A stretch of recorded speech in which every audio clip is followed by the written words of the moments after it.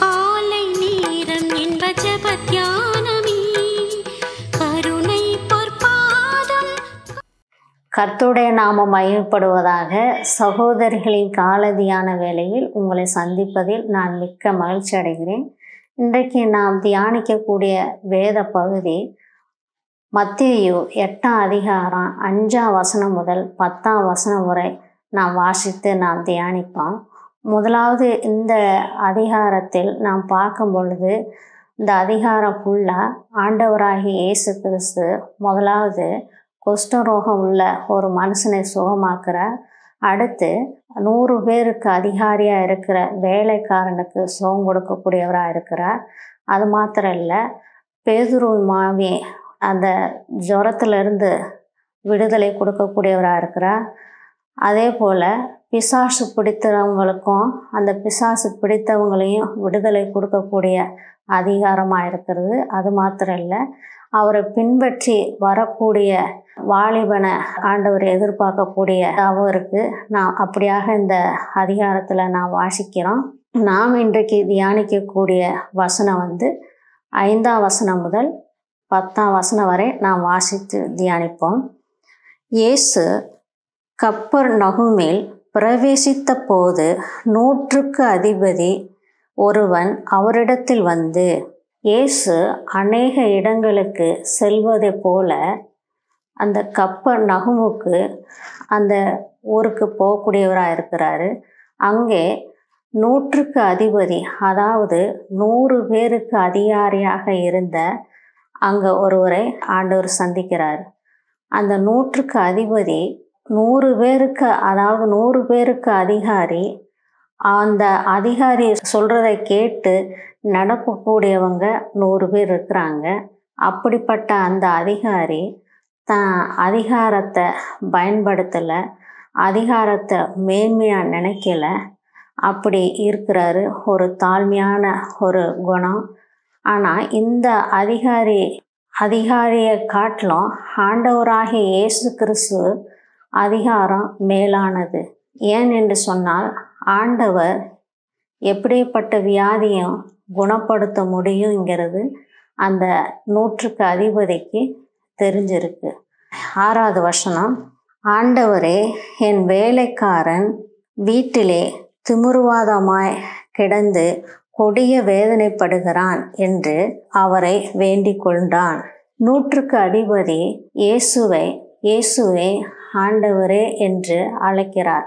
ஆண்டவரே என்றால் ஆளுகை செய்கிறவர் என்று பொருள். இயேசு கிறிஸ்து உலகத்தை ஆள்பவர், எல்லா அதிகாரம் உடையவர் என்று சொல்லலாம். இந்த வேலைக்காரன் இந்த 100க்கு அதிபதி தன் வேலைக்காரனுக்காக ஆண்டவர்கிட்ட வேண்டுதல் செய்கிறார். ஆண்டவரே, என் வேலைக்காரன் கொடிய வியாதினாலே கொடுமைப்படுகிறான், சிறுமைப்படுகிறான். அவனுக்காக ஆண்டவர்கிட்ட வேண்டிக் கொள்கிறார். 7ஆவது வசனம், அதற்கு இயேசு, நான் அவனை சொஸ்தமாக்குவேன் என்றார். ஆண்டவராகிய இயேசு கிறிஸ்து அவனது வேண்டுதலுக்கு பதில் கொடுக்கிறார். நான் அவனை சுகமாக்குவேன் என்று வாக்கும் கொடுத்திருக்கிறார். உதாரணமாக இன்றைக்கு லாசரை குறித்து நாம் பார்க்கும் பொழுது, லாசரு வியாதியாக இருந்த பொழுது இயேசுவை அழைக்கிறார்கள், சுகம் கொடுக்க வேண்டும் என்று சொல்லி அழைக்கிறார்கள். அவர்களுக்கு ஆண்டவர் பதில் சொல்லவில்லை, அவங்க கூட உடனே போகவில்லை. ஆனால் 100க்கு அதிபதி அழைத்த போது நான் வருகிறேன் என்று சொல்லக்கூடிய ஆண்டவராய் இருக்கிறார். 8ஆம் வசனம் 9ஆவது வசனம் வாசிப்போம். 100க்கு அதிபதி பிரதித்திரமாக, ஆண்டவரே, நீர் என் வீட்டுக்குள் பிரவேசிக்க நான் பாத்திரன் அல்ல. ஒரு வார்த்தை மாத்திரம் சொல்லும், அப்பொழுது என் வேலைக்காரன் சொஸ்தமாவான். நான் அதிகாரத்துக்கு கீழ்ப்பட்டவனாயிருந்தும் எனக்கு கீழ்ப்பட்டு இருக்கிறவர் சேவகரும் உண்டு. நான் ஒருவனை போவென்றால் போகிறான், மற்றவனை வா வென்றால் வருகிறான். என் வேலைக்காரனே இதை செய் என்றால் செய்கிறான் என்றார். ஆனால் இந்த 100க்கு அதிபதி விசுவாசம் சற்று வித்தியாசமாய் இருக்கிறது. அவன் சொன்னான், ஆண்டவரே, நீர் என் வீட்டுக்கு வர நான் தகுதி இல்லாதவன், நான் பாத்திரன் அல்ல என்று சொல்லக்கூடியவராக இருக்கிறான். அது மாத்திரம் இல்லை, ஆனால் நீ ஒரு வார்த்தை மாத்திரம் சொல்லும், என் வேலைக்காரன் குணமடைவான் என்று அந்த விசுவாசத்தோடு அந்த நம்பிக்கையோடு சொல்லக்கூடியவனாக இருக்கிறான்.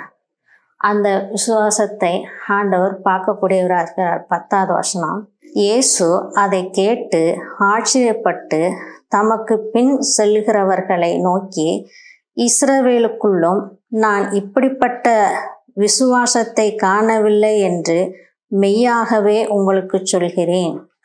இயேசு அந்த 100க்கு அதிபதி சொன்ன வார்த்தை கேட்டு இயேசு மிகவும் ஆச்சரியப்படுகிறார். தன் பின் இருந்த சீசர்களை பார்த்து கேட்கிறார், இஸ்ரவேலுக்குள்ளே இப்படிப்பட்ட விசுவாசத்தை நான் பார்க்கவில்லை என்றார். காரணம், யூதர்கள் இயேசுவின் சொந்த ஜனங்கள். இந்த 100க்கு அதிபதியோ ஒரு புறஜாதியான ஒரு மனிதன். இயேசு சொந்த ஜனங்கள் இயேசுவை விசுவாசிக்கவில்லை, ஆண்டவராக அவரை ஏற்றுக்கொள்ளவில்லை. ஒரு புறஜாதியான மனிதன் ஆண்டவராக ஏற்றுக்கொண்டு அறிக்கை செய்யக்கூடியவராக இருக்கிறார். ஆண்டவரால் சுகம் கொடுக்க முடியும் என்று விசுவாசமும் ஆண்டவர் மேலே வைக்கிறதா இருக்கிறது. இதுதான் ஆண்டவர் ஆச்சரியப்படத்தக்கூடிய காரணம்.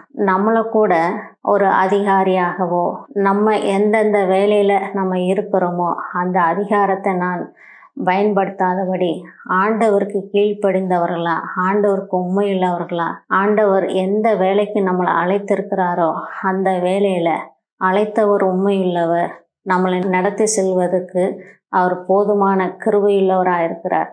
அவருக்கு உண்மையாக நீங்கள் நானும் வாழும்பொழுது உங்களையும் என்னையும் ஆண்டவர் ஆசீர்வதிப்பாராக. ஆமென்.